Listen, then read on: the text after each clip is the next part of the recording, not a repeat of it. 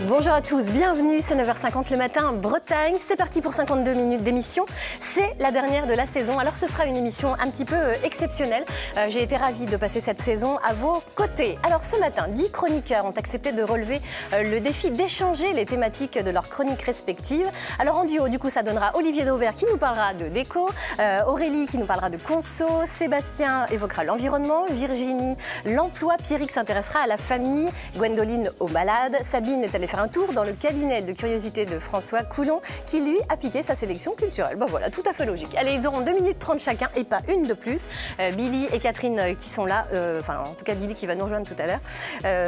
C'est vous qui sonnerez la fin de la récré. Voilà. Eh oui. Et sans oublier le duplex de Sylvie qui sera donc à Quiberon ce matin dans le Morbihan qui nous emmènera à la plage. Et puis Billy à qui nous avons lancé un nouveau défi, tester un saut en parachute. Vous allez voir, ça va décoiffer. Allez, côté météo, est-ce que ça va décoiffer aussi? Il fera beau. D'accord, c'est tout. Bon, bah, il fera beau, super. Allez, vous restez avec nous, vos questions, vos réactions. On les attend sur la page Facebook de France 3 Bretagne, où cette émission est diffusée en live. Et je vous emmène avec moi? Oui. Allez, on y va. À tout de suite, on vous retrouve.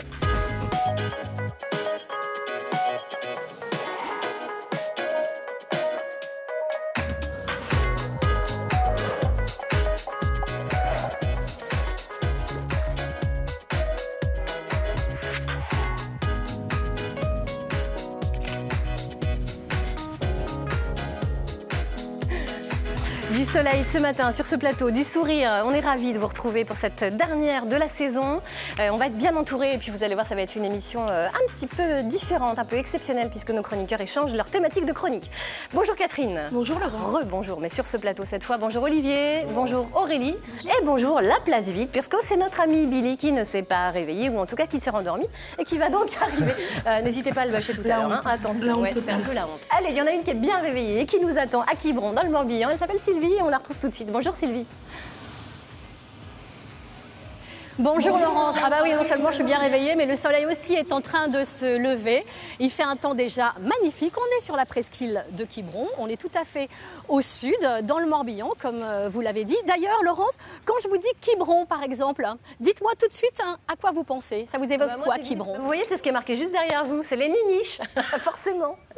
Les niniches, évidemment. Mais alors, je vous connais par cœur, j'en étais sûre.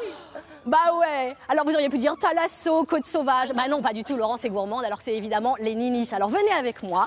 On va aller rencontrer Pauline qui est là. Et alors qu'on me dise pas que les niniches, ça se pose là et ça se pose là. Regardez-moi un peu cette silhouette. Voilà. Pauline, comment ça va ce matin? Eh ben ça va. Bon, très c'est bien. ici que tout a commencé, les niniches. Tout à fait. Ça fait déjà un brin d'année. Eh bien oui, puisque ça a été créé en 1946 déjà, donc après la guerre, donc par Raymond et Yvonne Audebert. Raymond et Yvonne Audebert. Venez voir, ils sont là. Regardez comment ils sont beaux. C'était des confiseurs un peu précurseurs quand ils ont lancé cette drôle de sucette. Et on est ici dans la boutique qui existe maintenant depuis de nombreuses années. Mais ce qu'il faut savoir, c'est qu'avant, Yvonne était avec sa petite table de plage juste en face sur la grande plage. Hein. Tout à fait, donc ils fabriquaient en fait les niniches dans leur maison au Manemeur. Et en fait, ils venaient les vendre aux touristes sur une petite échoppe, tout simplement devant la mer. Ouais. Est-ce qu'ils avaient imaginé que 70 ans plus tard, ces bonbons particuliers seraient un peu partout dans le monde, qu'il y aurait toujours cette boutique-là, et que ce serait toujours une institution? Eh bien non, je pense pas. Non, c'était comme ça, c'était improvisé. Ouais. Et puis voilà, ça a grandi, ça a pris de l'ampleur. Et puis la niniche est devenue incontournable à Quiberon. Emmenez-moi goûter les niniches, parce qu'on en parle, mais elles sont là, elles sont toutes colorées. Alors aujourd'hui, on est rendu à quoi? Une cinquantaine de parfums? C'est ça, 52 parfums aujourd'hui qui sont ici. Donc on a 2 nouveautés cette année, donc qui sont Morito et Pêche. Ah bah ouais, c'est tendance Morito, voilà, évidemment. Tout à fait. Et ça a commencé avec le mythique, l'authentique, c'est quoi? C'est celui-ci? C'était quoi? Juste du sucre? Racontez-moi. Alors en fait, c'est la caramel au beurre salé. Donc voilà, le beurre salé breton, bien sûr. Donc, je vous la montre. Alors voilà. la particularité de cette sucette, pas comme les autres, attention, on ne dit pas sucette d'ailleurs, hein, c'est une niniche, c'est sa forme. Hein, parce qu'elle a toujours eu cette forme cylindrique, hein, très longue. C'est ça, elle est allongée et c'est sa particularité qui fait qu'aujourd'hui, c'est la niniche et qu'elle est présente partout à Quiberon et elle est traditionnelle. Donc, et alors le truc incroyable, c'est qu'elle est inscrite au patrimoine culinaire de France. Hein. Tout à fait, oui, elle a été primée. Donc c'est une confiserie qui qui est primé par le patrimoine culinaire voilà, de France. C'est drôle. Alors, c'est drôle. Vous allez me dire, la déco, c'est quand même particulier hein, au Niniche à Quiberon. Ils ont des espèces d'engins. On se demande, on ne sait pas trop, une machine à laver un peu bizarre. Eh ben non. Eh ben, tout part d'ici, en fait. Racontez-moi comment elle marche, cette drôle de machine. Elle a une fonction, en fait, ces cylindres en fait, tournent et c'est pour garder en fait, la pâte de la niniche chaude. Donc voilà, ça va étirer la pâte de la niniche. Puis après, on vient ici l'étirer comme ça. Ah ouais, donc en fait, voilà. Genre, elle sort comme ça, là? Tout à fait. Elle n'est pas aussi fine que ça. Non, elle n'est pas aussi fine. C'est une énorme pâte. Après, il faut la travailler. Voilà, vous voyez, la forme est comme ça. Ouais. Donc c'est pour ça, on la tire, on la coupe. Et puis après, nous, avec nos petites mains, on va la mettre en bâton. Mais avant ça, on a justement ce plan qui n'est pas ce plan de travail qui pas n'est juste pour pas faire ordinaire. C'est du marbre, c'est ça? C'est ça, c'est du marbre. Et elle est là en fait pour refroidir la pâte. Ouais, d'accord. Donc, Et c'est quoi? je vais en glisser une dans la poche de Florence quand même, hein, parce que voilà, hop, tac, ça c'est pour elle. Bon, pour Jeff, on verra tout à l'heure. Venez avec nous, Pauline. Parce que là, on a les petites photos en fait de ces niniches chaudes qui sont préparées tous les samedis soirs à partir de 21h tous les jours de ces 2 mois d'été. Voilà, je vous raconte un peu plus de Quiberon tout à l'heure. Pendant ce temps-là, moi je me la déguste. Hein. Je regarde pour vous peut-être, Laurent, si vous êtes gentil. Ouais, je veux bien. Ah, si, volontiers. Alors ici sur le plateau, il y en a que vous avez fait saliver aussi. Aurélie, vous en avez déjà goûté des niniches? Bah oui, bien sûr. Quiberon quand même. Évidemment, quand même quoi. Olivier? Et non, parce que quand on a que son physique et une chérie exigeante, on y fait gaffe. Je suis vraiment désolé. Bon, ok. C'est pas grave. Allez, on va justement parler avec vous d'autre chose que d'habitude. On va parler de déco. Vous avez piqué la chronique d'Aurélie, qui elle-même vous a piqué votre chronique conso. Alors, vous vous intéressez ce matin à la déco pour nous donner des petits conseils? Non, alors franchement, ne comptez pas sur moi pour vous donner des conseils de déco intérieure, parce que si ça ne tient qu'à moi, je mets des cœurs et des photos partout. Ne me demandez pas pourquoi, mais en tous les cas, je sais que c'est pas transposable. Ok, voilà. D'accord. Donc du coup, mais je vais quand même vous parler de décoration. Je me suis intéressé à ce marché de la décoration et au fait que c'est un véritable carton. Il suffit de regarder le nombre d'émissions, le nombre de chroniques à la télévision. C'est vraiment une lame de fond. Regardez aussi les magasins de bricolage. Vous savez, les Leroy Merlin, les Castorama, les Monsieur Bricolage. Il y a encore 10 à 15 ans, c'était des magasins virils, masculins. On y vendait des perceuses, du carrelage, du parquet. Aujourd'hui, quand vous rentrez dans ces magasins, vous rentrez par quoi? Toujours par la décoration, tout simplement parce que c'est quasiment un aspirateur à clients. Ça vous fait rentrer dans les magasins tellement la décoration vous intéresse. Ouais, ça, c'est sûr. Alors, visiblement, ça marche parce que les enseignes prospèrent et ce succès s'explique. Oui, alors, ça marche effectivement. Par exemple, Leroy Merlin, qui est l'un des leaders du marché l'année dernière, c'était encore plus 8% de progression. Le marché dans sa globalité, suivant ce qu'on y met dedans, c'est entre 15 et 20 milliards d'euros dépensés par an par les Français. Ça veut dire 800 euros par ménage en progression. Donc, indiscutablement, ça fonctionne. Alors, pourquoi ça fonctionne? Il y a 2 explications. Il y a des explications économiques, il y a une explication sociologique. La décoration, ça a commencé à progresser dans les années 90-2000, en même temps que la mondialisation. Alors, vous me direz, quel lien entre la mondialisation et la décoration? Si, il est direct. Plus votre vie, vos habitudes, votre consommation se mondialise, et avec parfois un peu d'inquiétude qui va avec, parce que cette espèce de grand village autour de nous, ça nous fait peur, plus on a envie de se retrouver à l'intérieur dans un univers que l'on ne va pas subir, mais que l'on va choisir. C'est ce qu'on appelle le cocooning. Et en fait, on a eu un parallèle évident entre la mondialisation et l'intérêt pour la décoration pour notre chez nous. Ensuite, il y a des explications économiques. Savez-vous qu'en France, chaque année, il y a 800 000 biens immobiliers qui changent de propriétaire, qui changent de main. Et en général, quand vous achetez un nouveau bien, qu'est-ce que vous commencez par faire? Par le redécorer, pour le faire encore une fois à votre image. Et donc, ça nourrit ce marché de la décoration. Et puis enfin, savez-vous que plus l'immobilier est cher, plus le marché de la décoration se porte bien, parce qu'en fait, pour beaucoup d'entre nous, on n'a plus la possibilité de changer de logement aussi souvent qu'on le voudrait parce que ça coûte trop cher. Et finalement, la façon d'accéder malgré tout à cette envie de changement, c'est pas de changer de lieu, c'est de changer le lieu. Et donc, via la décoration, vous y arrivez. Et vous voyez que finalement, on trouve des explications très rationnelles à quelque chose qui en apparence est plutôt émotionnel, parce que la décoration, c'est plutôt du plaisir qu'autre chose. Mais vous voyez, le succès de la décoration, il s'explique. Et donc, du coup, on est assez serein. Ça va continuer. Donc, vous avez, Aurélie, encore quelques années de bons conseils déco à donner. C'est beau, regardez, 0-0. Vous avez rempli les 2 minutes 30 pile poil. Moi, je dis bravo, chapeau, elle n'a même pas sifflé. C'est magnifique. Une petite réaction, peut-être, Catherine? 20 milliards d'euros de budget, Lily. Allez, lance-toi, championne. Il y a du pognon à faire. Il y a un pognon de dingue. Alors du coup, est-ce que Aurélie, vous avez trouvé un petit sujet conso? Alors oui, j'ai essayé de me prêter à l'exercice et puis de travailler sur un sujet conso selon les conseils qu'on m'a donnés, mais je pense que je suis restée un petit peu dans ma zone de confort et je vais vous parler de cuisine. Hein. On n'est pas loin de la déco, mais pourquoi est-ce que quand on regarde les projets de cuisine, on a des budgets qui vont de 2 000 € à 30 000 €? Ah, c'est vrai que des fois, ça fait un peu... Voilà, donc l'idée c'était de vous expliquer pourquoi est-ce qu'il y a une telle différence de budget sur les cuisines. Parce qu'il y en a qui sont plein les poches. Ah bah voilà, alors ça c'est souvent la première réaction à laquelle on pense, mais c'est faux. C'est faux, c'est de plus en plus faux, c'était peut-être vrai à une époque, mais aujourd'hui c'est de plus en plus faux, grâce à Internet notamment, puisque aujourd'hui on a de plus en plus de transparence sur ce qu'on peut acheter. Alors je vais vous expliquer un petit peu pourquoi les prix varient. En moyenne, donc, sur une cuisine, on va aller de 2 000 à 30 000 €. Il faut savoir que les cuisines qui sont à moins de 3 000 €, bien souvent on va les retrouver en grande surface. La cuisine, vous allez l'acheter vous-même, vous allez la concevoir vous-même. Vous n'aurez pas de pause, pas de livraison. Et la porte vous restera dans la main à la première ouverture. Bon, pas d'électro. Mais pour ce budget, on va être sur des cuisines en kit. Ça veut dire qu'on va acheter des cuisines à plat et que vous allez vous-même prendre le temps de tout monter en 3D pour ensuite les poser dans votre pièce. Donc ça, c'est les cuisines en kit. Le deuxième créneau, c'est des projets qui sont entre 5 000 et 10 000 €. Là, on va avoir des projets de cuisine avec une meilleure qualité. Souvent, on va aller chez des spécialistes. Donc là, vous allez faire appel quand même à des gens pour qui c'est l'expertise. Ils font que ça, de la cuisine. Ils ont les bons conseils pour la sécurité, l'ergonomie, le choix de l'esthétisme. Et puis surtout, vous allez avoir des cuisines qui sont montées d'usine. Donc ça veut dire que le montage, il se fait directement en usine avec les bonnes machines, les bonnes colles. Les produits tiennent plus longtemps, on a une qualité qui est supérieure et une pose qui va être un petit peu plus rapide puisqu'on n'a pas tout à monter. Et puis enfin, les budgets qui vont au-delà de 10 000, 30 000, et puis on peut aller plus loin, bien sûr. Avec des robinets en or massif.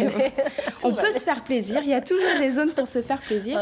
Ouais. Pourquoi est-ce que c'est plus cher? Souvent, c'est parce qu'on est dans des pièces qui vont être plus grandes, on va avoir plus de meubles, on va avoir plus d'accessoires, et puis on va pouvoir aller travailler une qualité de matériaux différente.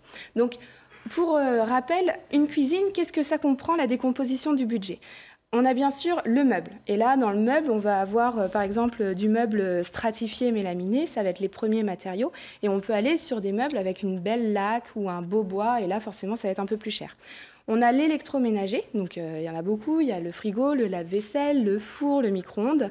Ça, c'est entre 20 et 40% du budget. Et là aussi, vous avez des produits entrée de gamme.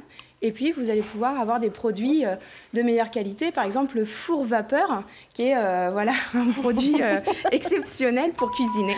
Ah, elle sent venir le gong, c'est fini. Ah, ça pique, hein. Ça fait mal. 2 minutes 30, laisse-moi le temps. Et enfin, alors, ce qu'il y a aussi qu'on va retrouver qui peut changer le prix, on a le plan de travail. Par exemple, vous pouvez faire un plan de travail en stratifié, on est à peu près à 10 € le mètre carré, ou vous pouvez aller sur du granit ou du quartz, où là, on va être à 100 € le mètre carré. Donc, vous voyez bien, la différence en fait des produits va faire que le budget il va évoluer. Si j'ai un conseil à vous donner, c'est que c'est vous qui construisez le prix de votre cuisine. C'est à vous de vous poser les bonnes questions, puis d'être accompagné par de bons professionnels qui arriveront à vous guider pour sélectionner soit de la très bonne qualité de meubles et puis peut-être travailler sur des électros entrée de gamme ou vice-versa. Et ce qui est important du coup, c'est de bien se faire conseiller puisque c'est vous qui décidez de votre budget. Merci Aurélie. Et voilà, vous n'avez aucun temps de réaction, mais chère Catherine, c'est formidable. Une chronique entre 2000 et 30 000 secondes, Aurélie. Et qui dit en gros qu'on en a toujours pour son argent. Parce que finalement, en 5 secondes, c'est quand même ça. C'est ça, en 5 secondes, c'est pas mal. Mais c'est un peu le sens de la vie. Oui, exactement. Allez, on va retrouver maintenant notre ami Billy, qui ne nous a toujours pas rejoint parce qu'il est donc sur la route. Et on lui a lancé un défi à lui aussi, sauter en parachute. Alors, on va le retrouver tout de suite. Bonjour Laurence, eh bien écoutez, aujourd'hui je vous ai fait une petite surprise parce que je suis en plateau, mais il y a quelques jours on a enregistré ici à Vannes en compagnie de Didier. Bonjour Didier. Salut Billy. Tu vas bien? Eh bien écoute. Moi je suis comme ça, hein, parce que vous savez ce que je vais faire? Aéro, tandem, celtique. Ça vous donne pas d'idée? Combinaison? On va sauter en parachute. Non mais ils sont tarés. Vous m'avez demandé de faire des trucs de malade, et c'est là, pour la dernière de la saison. On y va. On a commencé en trayant des vaches, on va finir en faisant un saut en parachute. Alors Didier, tu m'as dit que la sécurité c'était hyper important, donc on va aller faire un briefing, c'est ça? On va faire un petit briefing tranquille. Ok. Voilà. Donc là, eh bien, écoute, c'est parti. Ouais. Nous allons monter à 3500 mètres à bord de cet avion, le Pilatus, qui va nous amener tranquillement. D'accord. Au bout de 10 minutes, on sera là-haut. Le pilote, il en aura marre de nous voir, il va nous dire hop, dehors. Et là, on est parti pour 45 secondes de chute libre. Ok. Vitesse 180-200 km/h. Ok. Cool. 1500 mètres ouverture du parachute, tu verras, ça marche à tous les coups. Ok. Hop, on va pouvoir se parler, je te donnerai les commandes et on va piloter ensemble la voile pendant 3 à 5 minutes. Et là, on va découvrir des paysages de malades. Malades, de magnifiques, tu vas voir. Et on va venir se poser sur la partie herbeuse. D'accord. Alors, on va rentrer un peu plus dans les détails. Ok. Tu vas voir que le parachutisme, c'est convivial. Ouais. D'accord. Pour pouvoir réaliser ce saut, tu seras équipé d'un harnais. D'accord. D'accord. Donc, sur cet harnais, on trouve 4 points d'accrochage. Ouais, j'ai vu, il y a une petite vidéo avant qui nous explique bien voilà. tout. 2 au niveau de tes épaules. Ok. Et 2 sangles basses qui sont réglables. D'accord, ça marche. Elles sont réglables. Pourquoi? Pour faire un serrage approprié. Ok, j'ai vu à l'avion à la dernière minute, voilà. là on se resserre, on se recolle. Dans l'avion, tu vas être assis obligatoirement entre mes jambes. On va monter tranquillement, on va s'asseoir. Ok. D'accord, on procédera au serrage des sangles basses et on va monter tranquillement. On en profitera pour justement regarder ce paysage de dingue. D'accord. Vous êtes face au golfe du Morbihan, donc ouvrez bien les yeux, c'est que du bonheur. Que du bonheur. Ok. Donc là, à un moment donné, le pilote, il va annoncer 2 minutes. Ça veut dire quand tes lunettes que tu auras autour du cou, on va les mettre tranquillement sur les yeux. D'accord. D'accord, on aura... La tension va monter, c'est normal. Là, ça va faire comme ça. Le cœur va battre normalement, c'est même un peu plus vite. Ça va transpirer. On va ouvrir la porte, le grand frais. D'accord, tu auras les mains au harnais comme ceci. Il fait combien de degrés là-haut à l'altitude? Là, il fait très bon. Il fait en gros, il fait 15 degrés en gros. Entre 10 et 15 degrés. C'est cool, tu verras. Bon, super. Et hop, et on va se mettre en place. Donc là, la position à la porte de l'avion, c'est simple. Nous allons revoir les 3 positions que tu as vues tout à l'heure. Ok. La position à la sortie d'avion. Deuxième position, la phase de chute libre. Ok. Et troisième et dernière position, la position d'atterrissage. J'ai vu là les pieds en avant et tout ça. Donc là, la première position, tu l'as déjà plus ou moins prise. Tu auras les mains au harnais. D'accord. On va s'avancer au bord de la porte de l'avion. Donc la position, c'est très simple. On va demander de mettre le bassin vers l'avant. D'accord. Les jambes sous l'avion, la tête en arrière. Donc les jambes sous l'avion. Ouais, regarde. J'ai des toutes petites jambes, moi. Donne-moi la jambe. Hop Voilà. là. Pousse vers l'arrière. Pousse vers l'arrière. La tête vers l'arrière. Ok. Le petit sourire qui va bien. Ça marche. Voilà, et hop, c'est parti. Et là, on est parti pour un truc de dingue. D'accord. 180-200 km/h, tu vas quitter le bruit de la turbine. Ok. Très rapidement, vu qu'on ne peut pas communiquer, que tu as le bruit du vent dans les oreilles. Pour passer à la deuxième position, je vais te taper sur les épaules. Ok. Et là, sans changer la position, tu vas ouvrir les bras comme ceci. D'accord. Et là, c'est un truc de dingue, je te ferai ça. Ok. Et je te ferai ça pour te rappeler, ça symbolise les jambes, pour te dire qu'il faut garder les talons aux fesses. Bien dans derrière, cette comme position. ça. Voilà. Ça marche. Si tu as envie de crier, il n'y a personne là-haut, tu cries comme un dingue. Je pense que je vais crier. C'est bon, ça. Et hop, et là, on ouvre les yeux et on va sauter face Et là, et on peut relever la tête, c'est ça? Voilà. Le comité d'accueil sera là. Ok. Sourire. Ah bah oui, évidemment. Ok. Qu'est-ce que tu as à dire? Bah écoutez Laurence, on se retrouve tout à l'heure. Je pense qu'on a tout bien compris les consignes. Donc on va y aller dans le vif du sujet. On va monter à 3000 mètres d'altitude. 3500 mètres. 3500 mètres. Bon allez, à tout à l'heure. Bye. Ouais, faites pas le malin, vous allez voir, tiens, ça fait quelque chose. On a presque l'impression de les déranger. Ils étaient tellement bien en osmose. Titanic, etc. C'était vachement beau. Ouais, c'est J'ai hâte de voir la tactile. suite. Oui. C'était tactile, effectivement. Allez, en osmose aussi, on retrouve Sébastien Nou et Virginie Jourdan qui ont échangé leur thématique de chronique. Allez, Sébastien, on va commencer par vous. Comment réduire son empreinte écologique? Alors, Exactement. pas en prenant un avion comme Billy pour faire un saut en parachute, ça c'est raté. Voilà, tout à fait. Alors, pendant les vacances, est-ce qu'il y a moyen quand même de le faire sans se priver? Sans se priver, tout à fait. Alors déjà, les vacances, c'est l'occasion de se rapprocher un peu de la nature, parce que dans notre quotidien... On peut le faire un peu toute l'année quand même. Hein. Voilà, mais là, bon. c'est le moment d'en profiter. Donc la première chose, c'est forcément voyager sans voiture. C'est mieux. Voilà, exactement, et vous avez un site internet, donc le tourismebretagne.com, qui vous propose tout un ensemble d'idées même pour justement voyager sans voiture. Donc si vous allez sur le site, ils ont même développé un site qui s'appelle donc En Bretagne sans voiture, et ils vous donnent des exemples, par exemple, de séjours en yourte dans le Morbihan. Vous arrivez dans la gare à Auray, et là, qu'est-ce qui se passe? Vous pouvez louer une voiture électrique, aller faire le tour des îles, par exemple l'île de Barse, ou encore l'île aux Moines, bien connue, pour justement voyager sans voiture. Alors, je ne vous parle pas de Blablacar et tout ce qui va avec, forcément. mais voilà. Donc, premier axe, pour limiter son empreinte carbone pendant les vacances. C'est celui-là. Deuxième chose, axe. alors cette chronique m'a fait découvrir des choses, manger bio et local. Et surtout, m'a fait découvrir que il faut en profiter pour manger des fruits de saison. C'est-à-dire qu'on va sur le marché. Hein, et puis, moi, j'ai appris d'un coup que les abricots, c'est bien l'été et pas l'hiver. Donc, on va pouvoir manger des abricots, des fraises, des framboises, des melons, les brugnons. On va favoriser forcément les fruits d'été. Les légumes, même chose. Artichauts, brocolis, épinards. Ça fait rêver, que du vert. Pour faire des salades un peu originales. Ouais. Je ne connaissais pas, j'ai testé avec des tomates anciennes et des petits dés de vaches bretonnes. C'était des dés de vache. Vous mangez des dés de vache, oh là là.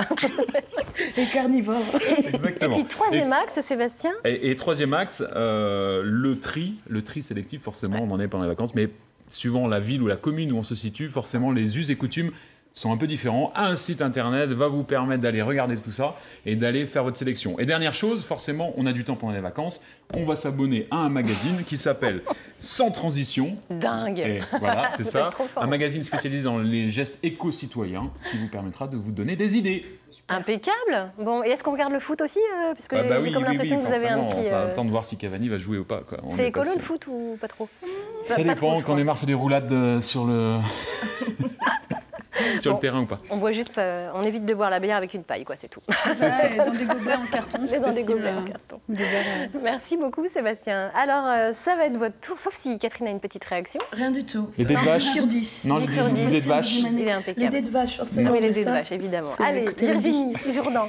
Donc, oui, alors, vous êtes intéressée, du coup, vous, à l'emploi, en piquant la chronique de Sébastien. C'est ça, donc j'ai piqué la chronique de Sébastien, et comme, dans le numérique, on parle de l'homme augmenté. Et quand on n'est pas dans le numérique, on parle de quoi? On parle de l'intelligence collective. Alors du coup, j'ai profité du savoir de Sébastien pour m'orienter un petit peu dans cette chronique et m'orienter vers les jobs d'été. Puisque voilà, donc à nous deux, on a réussi à monter cette chronique.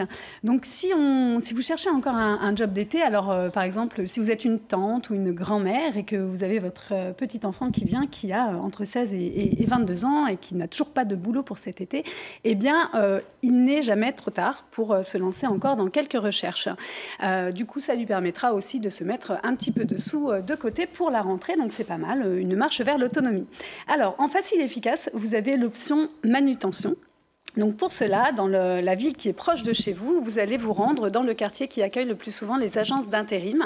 À l'intérieur de ces agences d'intérim, vous allez pouvoir trouver des petits boulots qui sont dans le domaine de l'agroalimentaire, qui sont aussi dans le domaine du bâtiment, où on va toujours chercher des personnes pour donner un coup de main aux maçons, etc. Et puis éventuellement aussi des travaux d'opérateurs dans des usines. Donc voilà, l'option boîte d'intérim, en général ça marche. Il faut montrer quand même qu'on est travailleur. Entre 16 et 22 ans en général, on n'est pas encore surdiplômé, donc il faut ça peut arriver, mais c'est rare. Un frein. Non, mais ça peut être un frein parce qu'il faut montrer, voilà, qu'on est capable de mettre un peu les mains dans le cambouis pour pouvoir y aller. Sinon, l'option, on peut avoir aussi la version de s'occuper des enfants, donc ça peut être dans des centres de loisirs. Alors pour cela, quand même, la limite, c'est qu'il faut déjà avoir son BAFA. Il faut l'avoir passé, le fameux brevet pour s'en occuper. Mais on ne sait jamais si votre petit enfant ou votre neveu l'a en poche. Il peut y avoir des remplacements de dernière minute ou des centres de loisirs qui ne se sont pas encore bien organisés et pour qui il manque une ou deux perles rares. Donc n'hésitez pas à aller frapper directement aux portes ou en tous les cas, donnez-leur ce conseil. On peut aussi joindre l'utile à l'agréable. Voilà, alors pour joindre l'utile à l'agréable, alors là encore, il faut quand même déjà avoir un diplôme en poche, c'est celui de sauveteur-nageur. Ah ouais. Alors, à quoi ça va vous servir? J'en connais un qui a testé, hier. N'intégrez pas tout de suite la SNSM sur les plages de Saint-Malo, plage de Dinard. Il ne faut pas rêver tout de suite. Vous pouvez aller postuler déjà pour commencer dans les campings. Dans les campings, il y a des piscines. Enfin, dans les campings qui sont équipés de piscines, ils vont chercher un maître nageur qui va pouvoir assurer la sécurité sur ce lieu. Et donc, vous allez passer 7 à 10 heures par jour au bord d'une piscine. Prévoyez bien l'UP 50, écran total, parce qu'en Bretagne, ce n'est pas parce qu'on a la réputation d'avoir de la pluie et des nuages qu'il n'y a pas beaucoup de soleil, et il faut se protéger. Donc prévoyez aussi la casquette pour ne pas tomber dans l'eau la tête la première. Donc voilà, ça reste un travail qui est aussi possible. C'est fini.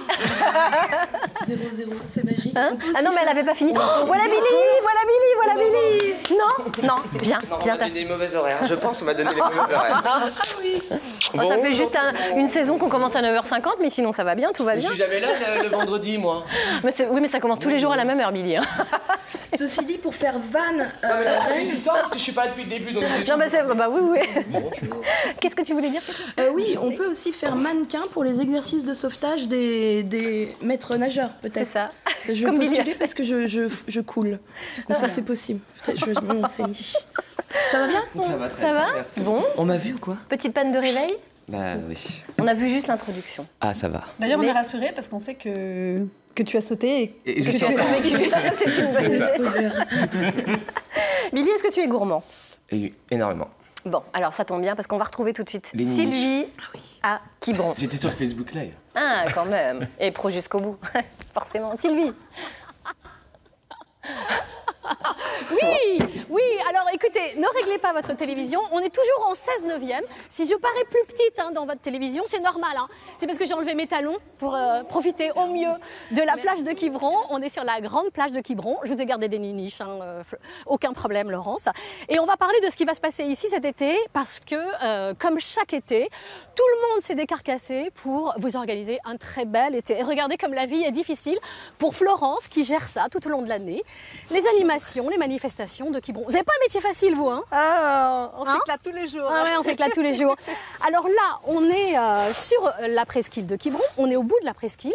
Et le truc qui est quand même assez dingue, c'est qu'on se dit, bah, il y a quoi au bout? Il n'y a rien. Ah bah non, c'est la porte ouverte de tas d'aventures une fois qu'on arrive là. Puisque vous êtes à 45 minutes de Belle-Île par la navette, Ouais. et sans compter Watt et Eddy qui sont un tout petit peu plus loin. Bon, alors heureusement, un peu comme Billy d'ailleurs, on a raté le bateau. On se disait pourvu qu'il y ait un bateau qui parte à ce moment-là.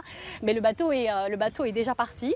Mais ce qui est génial, c'est que vous entendez cette corne de brume des bateaux qui partent vers Belle-Île, vers Watt Ça, c'est super. Ouais, et plusieurs fois par jour, ouais. vers Eddig. Ça fonctionne tout au long de l'année. Ce qui fonctionne pendant l'été, c'est toutes les animations, les concerts, les rencontres sportives qui vont avoir lieu dans ce cadre prestigieux. Effectivement, puisqu'il y a plus de 200 animations organisées cet été par la municipalité, les associations et les prestataires. Bon, à raison de 60 jours sur les 2 mois, ça veut dire qu'il y en a plusieurs Donc, par jour. il y en a plusieurs par jour. Et donc, la semaine prochaine, il y a le beach soccer qui commence le 12 et 13 juillet. Et Ouais. puis, le feu d'artifice qui sera tiré là depuis la grande plage sur une barge. Donc, les gens pourront assister à ce feu d'artifice. Sans compter qu'on a un concert juste derrière nous sur l'Esplanade d'Auch et bal populaire également. Bah évidemment, qui dit feu d'artifice dit bal populaire derrière, histoire d'aller guincher. Et alors depuis l'année dernière, vous avez eu la très bonne idée, c'est très tendance, mais c'est vrai que c'est quand même vachement chouette, d'installer une grande roue. Est-ce qu'on la voit là-bas? Hop, en zoomant. La grande roue qui est au bout de la plage, juste à côté du casino. Oui, alors je vous invite à y monter parce que vraiment on a une vue imprenable sur la presqu'île et les îles et c'est vraiment super, quoi. Ouais. Et quand, à mon avis, donc tout à l'heure elle tournait, et à mon avis, si on monte tout en haut, on a tellement une belle vue, Laurence, que je pense qu'on peut vous faire coucou et vous arriveriez à peu près à nous voir. La vue est absolument sublime. Ici, sur cette plage, il y a un truc qui est génial, c'est que c'est pas simplement consacré au sud, il y a un bar de plage. On s'y trouve là, sur les balinaises du Fischer. On peut y prendre son petit-déj, on peut y manger toute la journée, boire des coups le soir. Effectivement. Et on peut même y écouter de la musique, il y a des animations. Oui, il y a les soirées DJ tous les samedis soirs et puis il y a le premier festival de musique électronique, les Électros de Quiberon, qui va justement se produire le 29 juillet ici. Et ça commence demain avec un peu de musique. Florence, vous savez ce qu'il y a aussi ici, qui est quand même assez génial. Venez avec moi, Florence. Il y a alors Florence ici et Florence là. Venez avec moi faire un petit tour. Regardez comment la vie est difficile ici. Parce qu'il y a plein de trucs, des structures gonflables, des trampolines. Et on s'est dit qu'on allait terminer cette rubrique avec un petit saut et vous souhaiter un excellent été. On se retrouve l'année prochaine. Moi, je voulais vraiment remercier toute l'équipe qui nous a accompagnés et qui m'a accompagnée chaque vendredi sur le terrain. Ça n'a pas toujours été facile, mais ça a toujours été une partie de plaisir. Passez un bel été, à l'année prochaine. Merci Sylvie. À la saison prochaine. Merci. Bon, non, en gros, c'est la mode d'être en l'air aujourd'hui dans cette émission. Tout à fait, on s'envoie en l'air. Eh ben voilà, on s'envoie en l'air ce matin. On était sûr que vous alliez la faire celle-là. Allez, Pierrick et Gwendoline nous ont rejoints. Pierrick, vous avez donc piqué la chronique de Gwendoline sur la famille. Eh oui. Eh oui, je me suis dit, il y a des choses que les enfants ne savent pas encore, que les parents pensent savoir. D'ailleurs, c'est une des choses pour lesquelles il n'y a pas besoin de BAFA, être parent.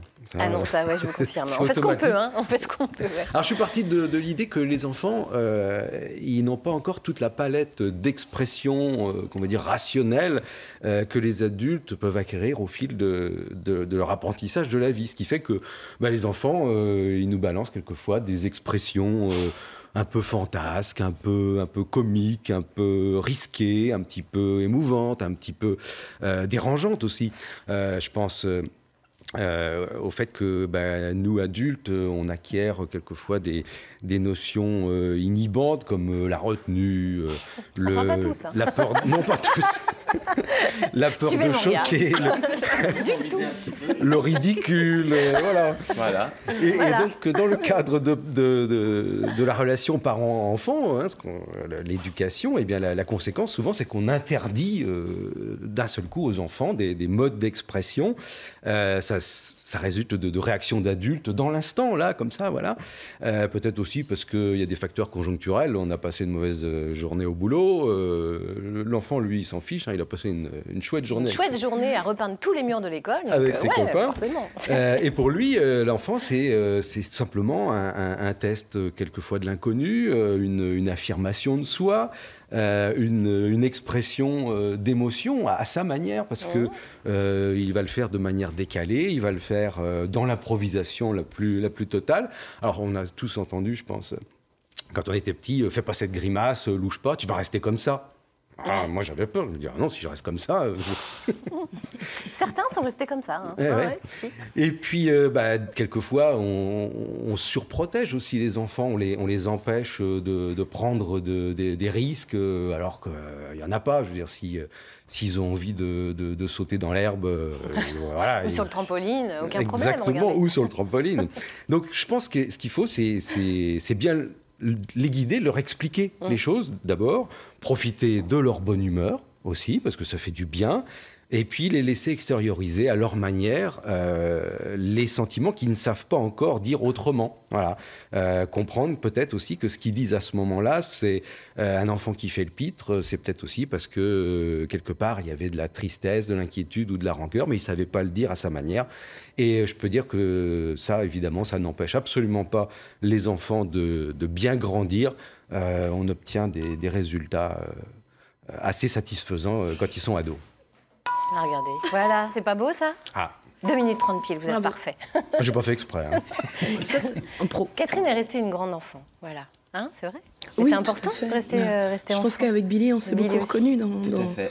Dans cette chronique. Il faut garder cette part de béotien là qu'on a. Cette part d'enfance en nous, ça c'est certain. Et c'est pas Gwendoline qui va dire le contraire. Ah non, du tout. Gwendoline, vous avez piqué la chronique balade de Pierrick. Oui. Alors forcément, puisque vous aviez envie de faire à votre façon, vous avez... Oui, voilà, exactement. Pierrick qui nous propose toujours des superbes balades avec des merveilleux paysages, des monuments historiques avec une histoire. Alors moi, j'ai voulu faire une balade à thème. Alors au début, je voulais faire une petite balade qui allait de petits troquets de village, comme ça, en troquets de village, mais je me suis dit qu'on n'aurait pas le temps de l'émission pour dire tous les jolis bars bretons qu'on peut croiser sur notre route. Du coup, j'ai choisi une spécialité bretonne que j'aime beaucoup, les moules frites. Donc, avec l'aide de beaucoup de personnes, j'ai fait appel à tout mon entourage et les réseaux sociaux, j'ai concocté une balade de 370 km. On m'avait fait peur. Toutes les bonnes 370 bars aussi. Là, on n'est pas sorti. J'aurais pu. Voilà, exactement. Où manger les meilleurs moules en Bretagne. Donc du coup, Donc, Pierrick, je te propose de partir de Rennes. Donc tu peux t'arrêter à l'abri du marché à Rennes. On m'a conseillé que c'était un superbe petit resto. Et direction Binic, donc pas loin de chez moi, le long du port où tu peux manger à l'adresse. Alors je te conseille un soir de festival. Il y a le festival de jazz là bientôt. C'est absolument superbe. Et ensuite, direction Tréveneuc au Crapaud Rouge. Alors là, c'est une superbe cantine familiale qui surplombe comme ça toute une baie. Donc je compte sur toi pour me dire le nom de la baie, je n'ai pas trouvé. Donc là-bas, je te conseille les moules au roquefort. Je ne sais pas si tu aimes ça, mais elles sont très bonnes. Parfait. Et ensuite, pour digérer, tu peux faire le petit chemin des douaniers. Attention au retour, parce qu'on sait pour combien de temps on part, mais après, il faut rentrer à la voiture. Et une fois que tu auras digéré, tu peux passer par la pointe de Dourvan. Je suppose que c'est comme ça que ça se dit. Alors là, le panorama est merveilleux. J'ai vu aussi qu'il y avait des superbes arbres exotiques. Donc moi, je suis très curieuse d'aller voir. Et tu t'arrêteras à Carantec. Donc tu pourras faire des châteaux de sable sur la plage du Quélen et manger au Petit Relais. Alors là, apparemment, il y a une très bonne cuisine aussi. Et l'après-midi, une petite balade sur l'île Caillot avec sa petite Calotte, route. l'île Calotte. Calotte, Ouais, Calotte. super belle. Calotte. Oui, il y a la petite route submersible. Donc attention à la marée, sinon on passe la nuit. Il y en a plus d'un qui s'est fait coincer. Voilà, mais ils ont construit une petite cabane maintenant. Comme ça, si on c'est est une bonne coincé, idée. on appelle, les pompiers donnent le code, on boit un café, voilà, on attend le lendemain. Voilà, on est bien, c'est tranquille. Et ensuite, l'île Tudy. Alors, je ne sais pas si vous connaissez. Si. Voilà, donc l'île Tudy, donc en Tudy. suivant la rivière de Pont-l'Abbé, on atterrit là-bas, donc pas loin de Quimper. Et là aussi, il y a un petit restaurant moule fric, le Malamoc, qui a très bonne réputation aussi. Puis l'après-midi, dans la vasière, comme ça, tu peux aller regarder les oiseaux, faire la pêche aux moules, sans perdre ses bottes. Des fois, j'aurais pas mangé assez. Voilà. Apparemment, il y a pas mal de vagues, donc il faut faire très attention à ses bottes. Et on termine au Harvag, alors on excusera mon breton, au Guilvinec. Alors là, un petit resto très sympa au Pays Bigoudin où les propriétaires sont passionnés de déco et refont entièrement la décoration du restaurant tous les ans. Donc là, tu peux aller tous les ans, voilà, en pèlerinage au Guilvinec pour manger les moules frites. Génial. Waouh. Et regardez, perfection, pareil, La 2 classe. minutes 30, Bravo. respect. Moi, je dis c'est beau. Je n'y croyais pas. Merci. Une petite réaction, Catherine? Bah, 6 fois des moules frites, 370 km. Je pense qu'on passe des bonnes vacances. Faut le faire en plusieurs jours quand même, pas en une journée. Non, plusieurs jours avec une bolée de cidre à chaque fois. Moi, je pense qu'après, on est bien. on est pas mal. 20 kilos pendant ton séjour. En vélo entre les deux. Non, je proposais le vélo, 370 km. On dépense des calories, voilà, on se refait à l'étape, c'est bien, moi j'ai une bonne idée. C'est bien. Faut au moins Très ça bonne pour aller rejoindre Billy, voir sauter en parachute. Bon, alors là, donc la bonne nouvelle, si vous êtes là, c'est que vous êtes encore vivant. Mais là, quand même, on va voir que ça a été chaud. Non, mais chaud. c'était hyper stressant. T'es là-haut, vous allez voir, c'est On regarde? un truc de folie. Allez, on regarde. Il fait pas le Bon malin. bah ça y est, on est maintenant là sur le tarmac. Donc écoutez, j'attends mon instructeur Didier. Donc j'ai de la chance, il est d'enfer. Et puis on va y aller quoi, ça va être maintenant. On va monter à l'intérieur. Allez, à tout à l'heure. Je vais essayer de parler fort.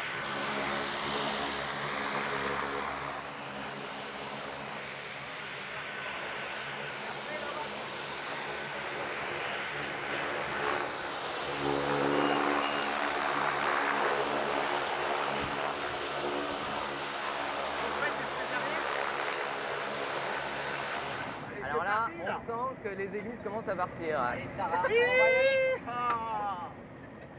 et on va juste passer un très bon moment tous ensemble. On est parti, allez.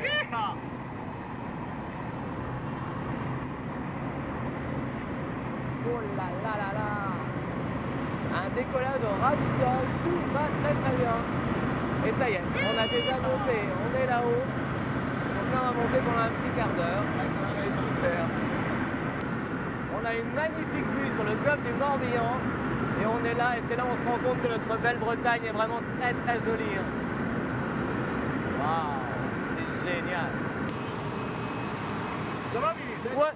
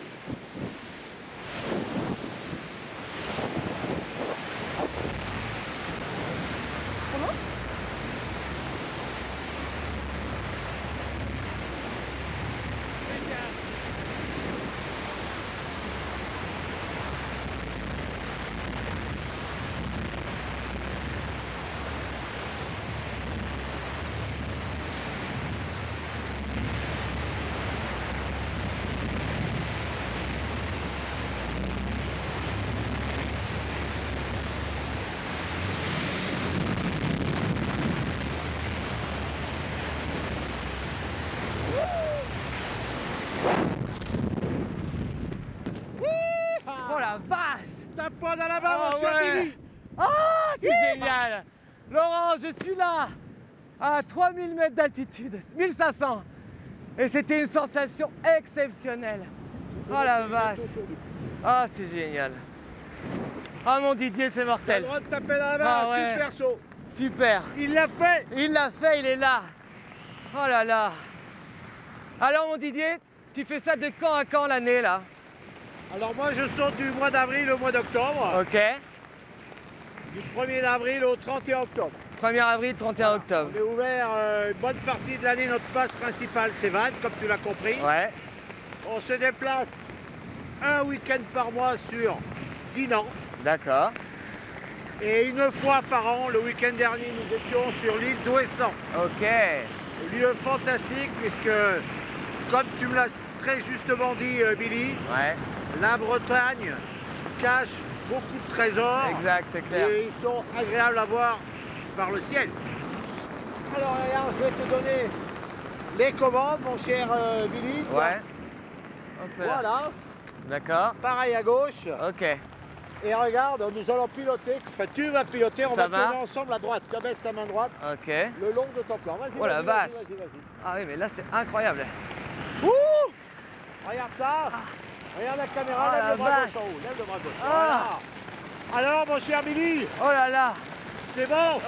Ça c'est pas terrible, hein. Oh la vache. Oh là là. Bon, alors apparemment si on est à droite. Ouh. C'est incroyable. Tes oreilles, est-ce que ça va? Ouais, très bien. Super. Nous sommes là. Ma chère Laurence, j'arrive tout de suite. Allez, sur le plateau des vaches. Hop là. Incroyable. Ouh. Allez hop. Ouais. Debout. Incroyable. C'était vraiment super, Laurence. Donc je viens de passer, je sais pas, j'ai l'impression que ça a duré 2 heures, 10 minutes, on sait pas du tout. Je vous dis qu'une seule chose, les enfants, il faut venir ici à Vannes pour faire ce saut en parachute. Bon, moi je suis un froussard, j'ai peur de tout, j'ai mal tout le temps partout. Ça s'est hyper bien passé, Didier, franchement c'était super. Donc vous pouvez venir quand vous voulez ici, c'est sécurisé total, franchement c'est top. Et ben voilà, on a passé un super moment. Bon bah là, on va se retrouver sur le plateau, bon à tout de suite tout le monde. Allez, ciao. Allez, merci. Moi je dis... Bravo Billy. Il a osé, bravo. T'as eu un petit lifting gratuit. Marguerite, je t'aime très très fort et merci de m'avoir fait vivre tout ça pendant cette année. Et puis on va revenir l'année prochaine. Allez, ciao. Ciao. Tout le temps, tous les jours, là qui me suit. Ouais, la super Marguerite. Bravo Billy, vraiment bravo. Franchement, c'est top. Lifting gratuit en plus. Gratuit. Génial quand même. Donc faut pas ouvrir la bouche quand on saute. Bah, quand on saute, c'est déconseillé de le faire parce que sinon tu as de l'air et tu peux pas respirer quoi. Alors que moi j'ai peur de tout, j'ai écouté scrupuleusement tout ce qu'il m'avait dit Didier. Le mec il est super. Il a l'air. Je sais pas si vous avez vu, il te sécure total, t'es là. Non, on était vraiment bien. Il est tip top. Un super moment à faire. Bravo. La barre est haute et on vous retrouvera pour de nouveaux défis à la rentrée. À la rentrée pour la saison 2 pour moi. Ça va être chouette. Ce qui va être chouette maintenant aussi, ça va être les chroniques de Sabine et de François qui ont échangé leur domaine de compétences. Et bien justement, Sabine, je vous propose qu'on se déplace. Vous êtes allée faire un tour dans le cabinet de curiosité de François Coulon, voilà, au musée des Beaux-Arts de Rennes. Et donc, vous nous présentez un petit objet. Alors d'abord, il faut enfiler les gants, sinon il ne va pas être content. Je remercie beaucoup François, vénéré conservateur du musée des Beaux-Arts de Rennes, et de revêtir ses gants blancs donc pour vous révéler moi-même un objet exceptionnel. Dites-nous, qu'est-ce que c'est? Alors, c'est un vase, mais pas n'importe quel vase. Voyez-vous, c'est une représentation du Graal. Oui, du Graal. En fait, oui. C'est l'un des objets donc, les plus mythiques et les plus mystiques de la légende arthurienne, quête bien à la caméra suprême pour les chevaliers. Ah oui, moi je peux pas le toucher, j'ai pas les gants. Et en fait, vous savez qu'il a de multiples facettes. Il a souvent été représenté sous forme de calice, du mot grec kulix. Voyez-vous, je montre un peu ma... Or, le mot Graal est en fait un nom commun qui vient probablement du latin gradalis, qui signifie plat large et creux. Donc il apparaît sous forme dans le conte de Graal de Chrétien de Troyes sous forme de ce plat creux. Mais ce mot gradalis venant lui-même du bas latin cratalis signifie vase, Ce qui veut dire qu'à l'origine du Graal était le vase. Et voici une des représentations du XVIIe siècle. Incroyable. Vous suivez? Oui, je suis bon. tout à fait. Alors donc, pourtant, c'est quand même qu'une réplique. Alors pourquoi on lui accorde autant de valeur? Oui, alors une réplique qui a été retrouvée à l'Abervrac en 1746. Christophe Paul de Robien s'est empressé de la rajouter à sa collection. Et en fait, cette réplique soulève à nouveau la question de l'existence ou non du Graal. Car il y a deux écoles. Ceux qui pensent que c'est un objet réel et d'autres pour qui ce n'est qu'un concept. Et en fait, le Saint Graal fut longtemps cherché et encore aujourd'hui, c'est toujours, des gens sont toujours en quête tant il fascine. Mais vous me direz, comment se fait-il que ce petit vase anodin, il y aurait, c'est la preuve d'une représentation authentique. Eh bien, on l'a, cette preuve authentique, figurez-vous. Là, à ce niveau-là, on va voir une petite épée en dessous de cette robe de cette personne. Une petite épée d'Excalibur. Mais si, Billy, vous pouvez voir, attention. Je peux mettre au moins un gant pour pouvoir tout regarder. Oui, je vous passe les gants. Vous allez vraiment vérifier que cette épée... Il y a François qui commence à se sentir mal. Non. Il commence à avoir des petites frayeurs. La petite... Il y en a une qui va sonner le petit carillon, là. Elle est là-dessous, là, vous allez voir. Alors là, Billy, vous n'en ratez pas une. Non, mais c'est... Ça va aller, tout va bien, ça va bien se passer. Il n'est pas abîmé. Mais j'espère bien qu'il n'est pas abîmé. Ça va aller, ça va bien, ça va le faire. C'est bon. On va maintenant... Bah écoutez, merci Billy. Merci pour cette chronique. Ouais, un petit peu là, mais ça va aller. On va passer à la chronique culturelle de François, qui vous a donc piqué votre chronique Sabine. Allez vous rasseoir, Billy, ce sera mieux, ça vaudra mieux. Vous avez fait une petite sélection culturelle, François? Oui, faisons diversion d'anglais. Après le saut en parachute qui était très émouvant, le saut du cratère sur le sol. Alors, dites-nous tout. Donc voilà, donc je n'ai pas pu m'abstraire du fait que je travaille avec les musées, donc mes sorties sont liées évidemment à des questions muséales. Donc je propose d'abord de visiter, de s'amuser aux égouts de Rennes. Et en fait, on connaît tous les égouts de Paris avec ses 2600 km de galeries, la Bièvre, immortalisée dans la Grande Vadrouille, la Grange Batelière, etc., etc.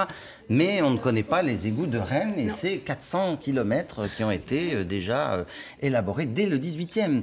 Or, les égouts sont des lieux extrêmement importants, puisqu'on ne le sait pas, mais sans entretien des égouts, on retourne dans les épidémies comme au Moyen-Âge. Donc, l'entretien des égouts est extrêmement important.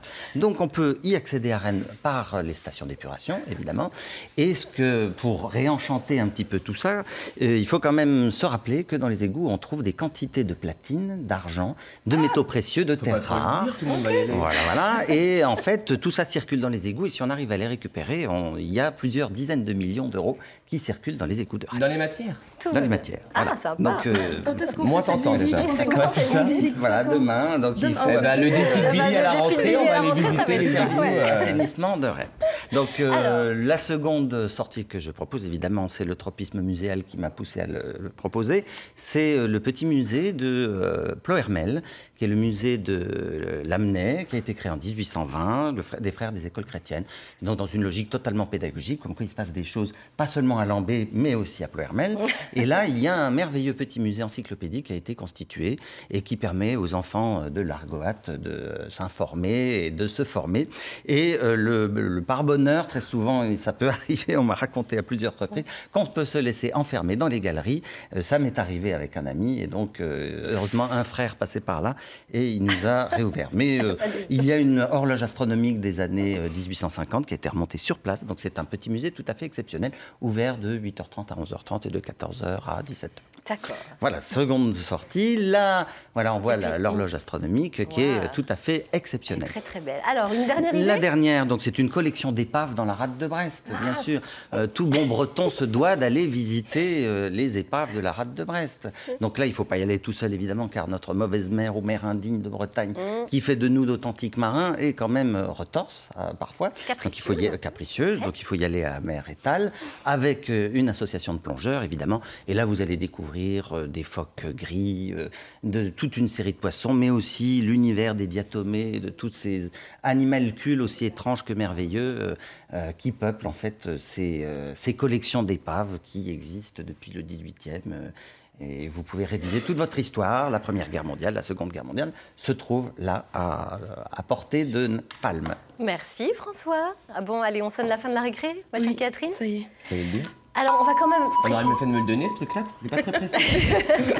Moi, j'ai eu quelques sœurs froides dans cette émission. Et là, je viens donc d'apprendre que c'était une blague, le petit vase qui est tombé. Vous êtes vraiment des coquins. J'ai même pas réussi à le casser, quoi.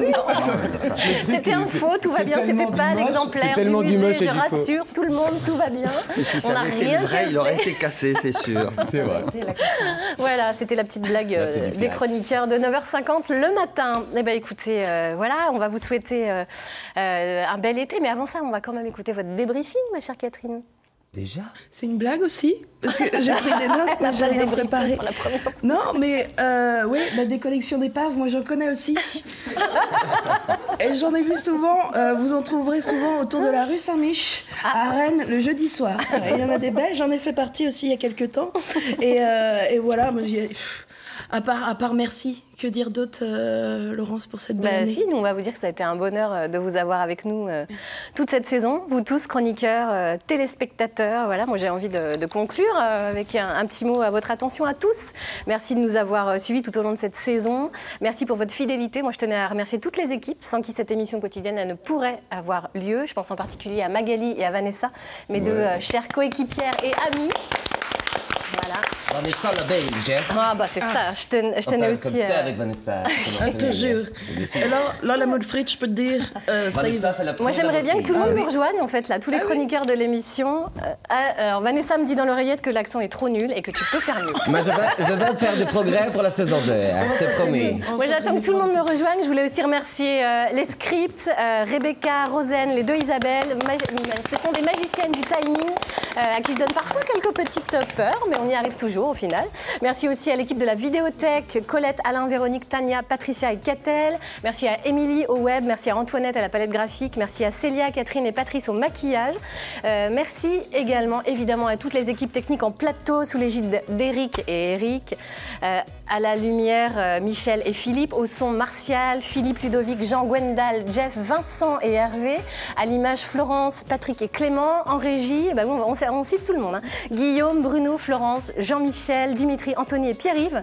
Et sans oublier à la direction, Laurent et Jean-Michel. Voilà, je crois que j'ai oublié personne. Et merci à Laurence. La météo.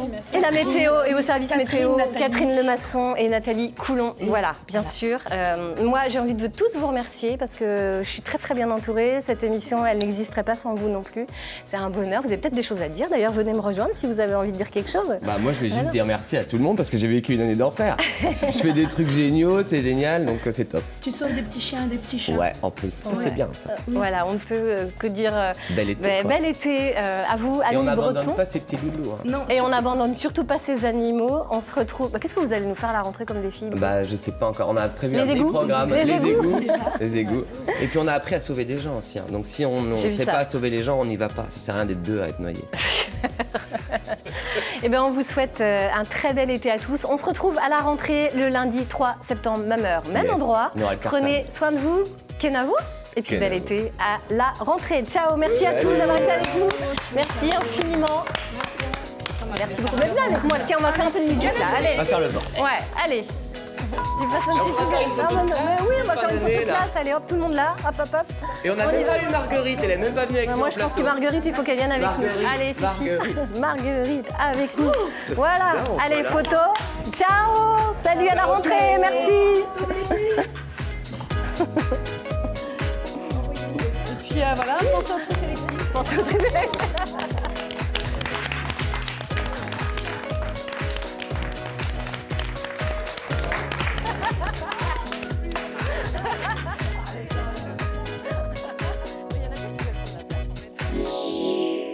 Vous avez passé un bon moment devant votre programme. Qu'est-ce que t'as? Je sais pas, c'est les olives. Avec Croque Frais, au rayon fruits et légumes.